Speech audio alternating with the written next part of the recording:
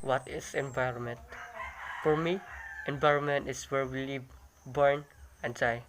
Environment is our surrounding that full of nature, living, and non-living things such as we, humans, animals, plants, water, ever, even the air we breathe. Anything that we can see around us can be called environment. The question is, if I were asked to add one environmental legislation which is useful to people and to the environment, what would it be and why? At first, what is environmental legislation?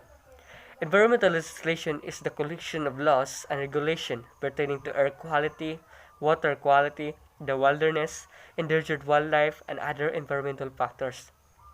The umbrella of environmental legislation covers many laws and regulation, yet they all work together towards a common goal, which is regulating the natural world to reduce threats to the environmental and increase public health.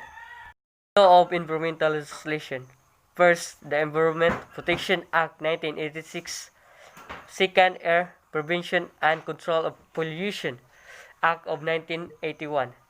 Forest Conservation Act of 1980, Water Prevention and Control of Pollution Act 1974, Wildlife Protection Act 1972.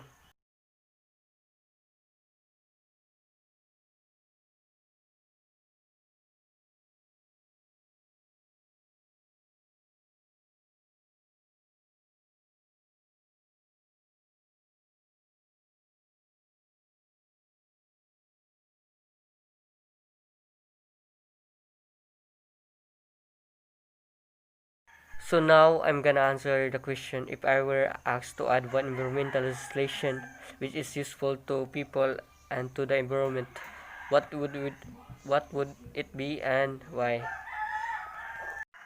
My answer would be no, wala.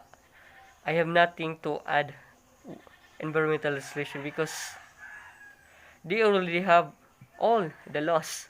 As what I said earlier, the about the environmental legislation, about the environment, air, forest, water, wildlife, those are already enough. We, people, humans, we are the problems because we didn't follow the rules and regulation, the laws. So how can I add one environmental legislation nga wala man gani sila kapalos sa ubang nga environmental legislation? How much more nga mag-add pa kag usa?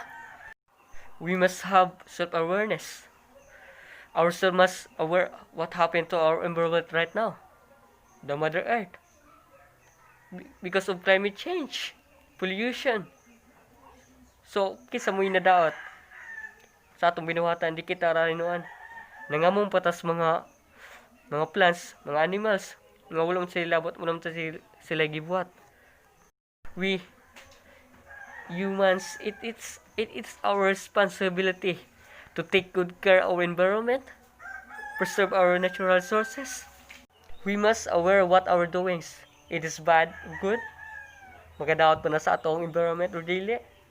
We're the one who will suffer kung unsa atong binuhatan.